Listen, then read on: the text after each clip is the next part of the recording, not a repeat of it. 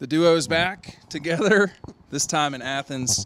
Chad, let's talk about today's Mark Richt Camp, the first camp of the summer.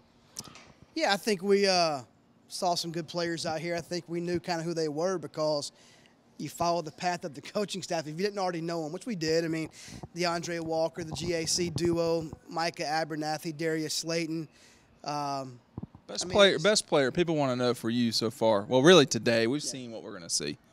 I mean, to me, it's very easy, Darius Slayton. I mean, definitely I feel – I mean, he's a 4-star for me and us on Scout.com, and he should be higher. I mean, not saying he should be a 5, but at least a higher 4. I mean, at his position, he's made plays on both sides of the ball. I mean, we've seen him make an interception. Next play, score a touchdown pass. He had a great one-handed pick in the afternoon session.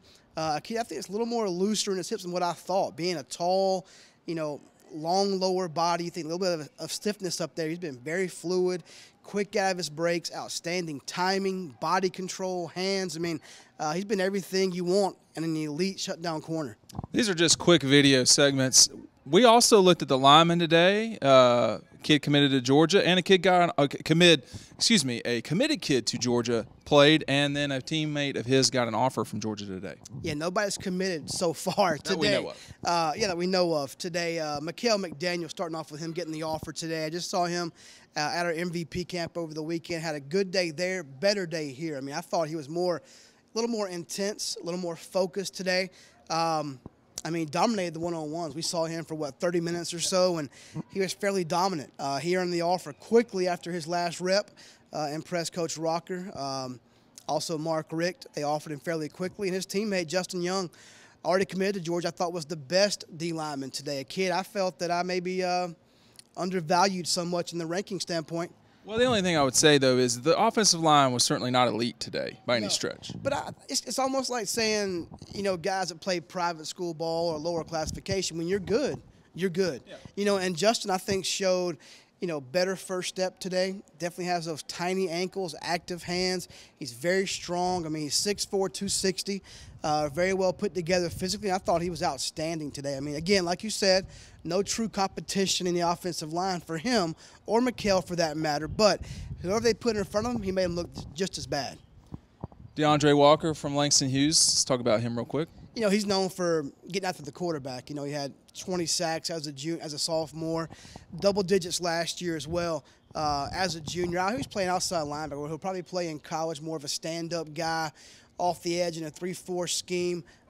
Super athletic. You see him run and chase the receiver.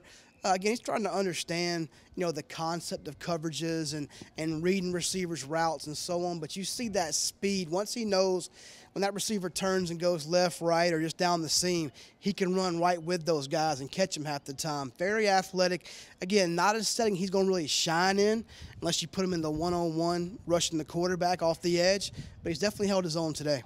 Let's talk real quick briefly. Last guy for this segment is going to be Roquan Smith from Macon County, Montezuma.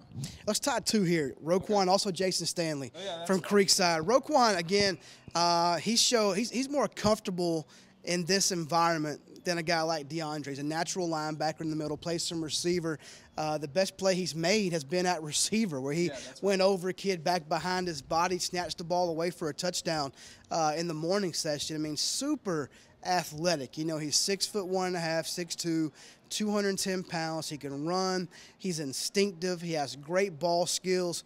The coaches have been all over him today. I mean, I saw him when I was coming out for the afternoon session with J.J. Green talking about, Georgia's team this year. So, I mean, the Dogs want him bad. He's already a Bulldog at Macon County. He may end up in red and black here at Georgia as well. Jason Stanley.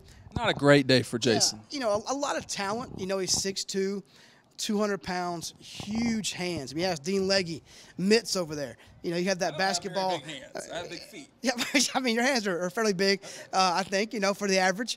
But Jason, huge, long fingers, can snatch the ball. Strong, but again, he dropped more than I saw him catch today.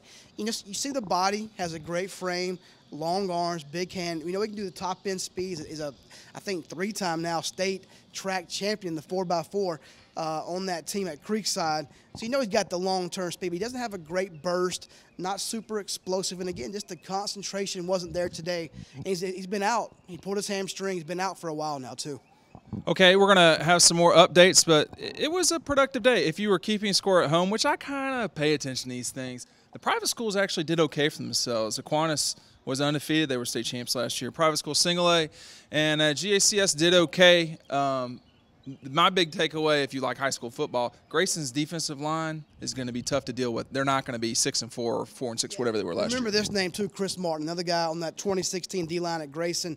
Tracy Rocker's all over him this morning as well, 6'2", 255, 260. Another good day for him as well. Okay, we'll be back. This is just for today.